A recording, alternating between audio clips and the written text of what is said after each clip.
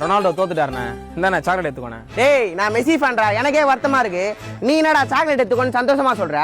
என்னண்ணா பண்றது, தோத்துட்டாரு, சந்தோஷமா அமைச்சு வைக்க வேண்டியதான். இது மட்டும் 2008 இருந்தது. என் தலைவன் முன்னாடி ஒருத்தன் நிக்க முடியாதுண்ணா. என்ன பண்றது, இதான் 2008 இல்லையே. நானா கலாய்கிற? சி கலாய்க்கலப்பா, சொல்றேன். 90 நிமிஷம் அந்த மேட்சை இழுத்து பிடிச்சிருக்காங்கண்ணா. அதுக்கப்புறம் ஒருத்த பட்டுன்னு கோல் அடிக்கிறான், மேல் வீட்டுல பொட்டுன்னு போயிட்டான் ஒரு தாத்தா அந்த அதிர்ச்சியிலேயே. என்னப்பா சொல்ற? ஆமாண்ணே, கல்ட்டு பையன் என்னோட மொட்டத்தனமான ஃபேனா இருப்பான் போல. நான் ஹரி ரொனால்டோ தோத்துட்டா போல. மேட்ச் பாத்தியா நேத்து? அவள்தான் முடிஞ்சு போச்சு. தெருமனையில ரொனால்டோ பேனர்லாம் இருக்க கூடாது, கேட்டி போட்டுருங்க. வெயிலிங்னா லெஸ்ஸி தான், ஃபிஃபானா மெஸ்ஸி தான்.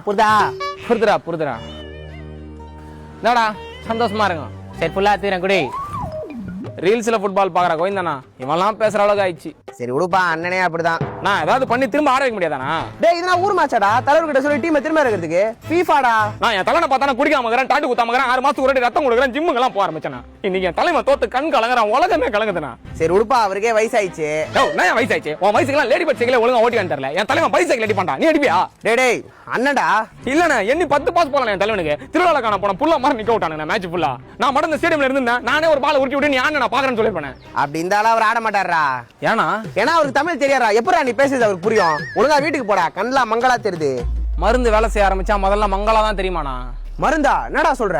இதுக்கப்புறம் உங்க மத்தியில என்னால வாழ முடியாதுண்ணே. ரொனால்டோ தோத்து சொல்லி அசிங்க பத்தீங்க. அதான் சாக்லேட்ல விஷம் கலந்துட்டேன். விஷம் கலந்துட்டியா? டேய் என்கிட்ட சொல்லியிருந்தாலே நான் கம்முன்னு இருந்திருப்பேன். ஏன்டா அப்படி பண்ண? உன்னால கம்முன்னு இருக்க முடியாதுண்ணே. இன்னைக்கு கூட ரொனால்டோ லூசர்னு ஸ்டேட்டஸ் போட்டுருந்தேன், அதை பார்த்து தான் அந்த முடிவுக்கே வந்தேன். அது என் பையன் போட்டான்டா, ஏன்டா அப்படி பண்ற? மெஸ்ஸி ஃபேன் தான் கொலிவேடா, என்னடா நியாயம் இது? மெஸ்ஸி ஃபேனை கொல்ல மாட்டேன், ரொனால்டோலாம் ஆள் இல்லைன்னு சொல்லி அமுக்குறான் மத்தியா, அவனுங்களை அழிக்க அந்த முடிவெடுத்தேன். டேய் சத்தியமாதி என் பையன் தான்டா போட்டான். எதனா மாத்து மருந்து இருந்தா குர்ரா. மாத்து மருந்து மந்திரங்கள்லாம் கொடுக்கறதுனா ஜாக்கி சேனல்ல வர தாத்தாடா. அப்படிப்பட்ட புள்ளைய பெத்தல சாவடா. டேய் நில்றா, டேய் தொண்டல அடைக்குதுடா. டேய் இது தெரியாம ஒருத்தன் ஒரு டப்பா வாங்கிட்டு போனானே, அவன் என்ன ஆனானோ?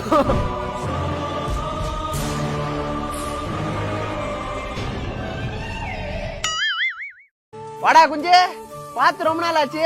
நோ காலேஜ் போறேண்ணா, இனிமே அப்பலாம் கூப்பிடாதண்ணா. காலேஜ் போறியா? என்னடா சொல்ற?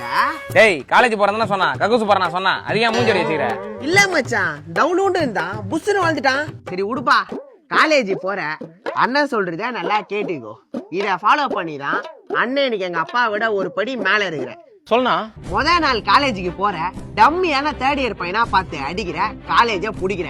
அப்புறம் அவங்க அப்பா பிரின்சிபல் கால புடிக்கிறாரு. நோ என்னண்ணா சொல்ற, அப்பாவை கூப்பிடுவாங்களா? அப்புறம் என்னடா முத நாளே போய் சண்டே வலிச்சா அவங்க அப்பா கூப்பிடாம உன்னை கூப்பிட்டு பாராட்டு விழா நடத்துவாங்க. அவன் பேச்செல்லாம் கேட்டு எதுவும் பண்ணாதடா. அரி அவனை கன்ஃபியூஸ் பண்ணாத, கம்முன்னு இரு.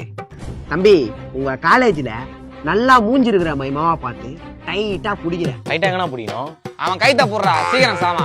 இவன் பேச்சை கேட்டு எதையாவது பூச்சி எப்படி சிங்கேஸ்ல போறாடா, போய் படிக்கிற வழியா பாடுறா. சரிண்ணா. அப்புறம் தம்பி டெய்லி காலேஜ் போறதுக்கு வீட்டுல காசு தருவாங்க, அதுல செலவுக்கு போக மிச்ச காசு இருந்தா 4 சிலையை விட்டு பீஸ்ஃபுல்லா வீட்டுக்கு பாப்பா. ஏய் தொண்டையில அடி போறேன், போடா கம்மனே. சரிப்பா டைம் ஆயிடுச்சு, அண்ணா வரேன். சேர்த்து வேணும்னு சொல்ல வந்தேன்ப்பா. அவரு எங்கண்ணா போறாரு? சித்தாலுப்பா, அவன் டீ பிரேக் விட்டாங்க, அந்த கேப்ல வந்து பேசின்னு இருந்தான். அவங்க அப்பா சித்தால இருந்தா அவனை கஷ்டப்பட்டு படிக்க வச்சாரு. அந்த நாய் படிக்காம ஊதாரித்தனமா சுத்தி நின்று இன்னைக்கு அவங்க அப்பா கூட சித்தால் வேலைக்கு போகுது. அவங்க அப்பா விட ஒரு படி மேல இருக்கிறேன்னு சொன்னாருண்ணா.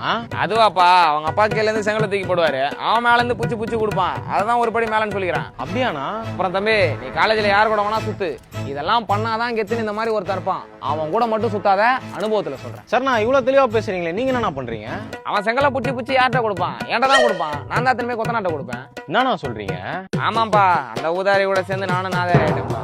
அப்புறம் இன்னொன்னு, இந்த பச்சை பசங்களை மட்டும் என்னைக்குமே பகச்சிக்காதப்பா, அதையும் அனுபவத்துல சொல்றேன். ஏன்னா ஸ்கூல் படிக்கும் போது ஒருத்தனை சாப்பாலே அடிச்சு வேலை வாங்கினான்ப்பா, அவன் படிச்சு இன்ஜினியர் ஆயிட்டான், இன்னைக்கு அவன் எங்களை அடிச்சு வேலை வாங்குறான். அதெல்லாம் ஒரு வழிப்பா, சொன்னா புரியாது.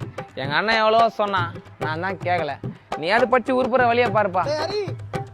வரேன். நான் உங்க அண்ணன் என்ன பண்றாரு?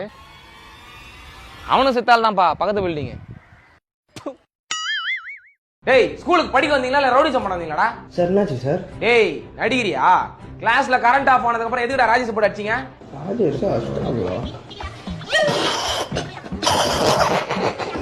டேய் நீங்க அச்ச எல்லாம் அவன் காதே சரியா கேட்கலான்றான்டா.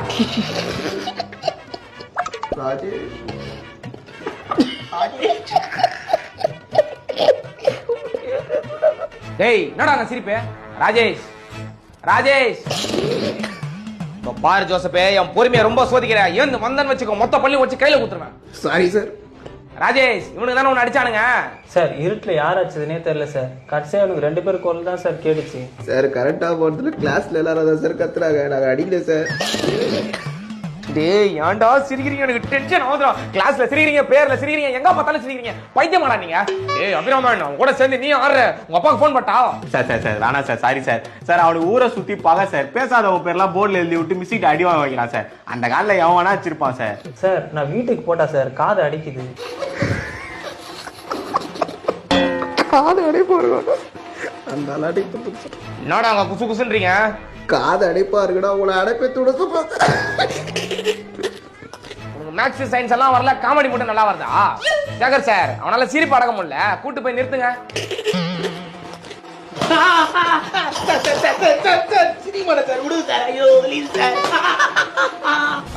அவன் அடி வாங்குறத பார்த்தும் உனக்கு அடக்க முடியாம சிரிப்பு வருது.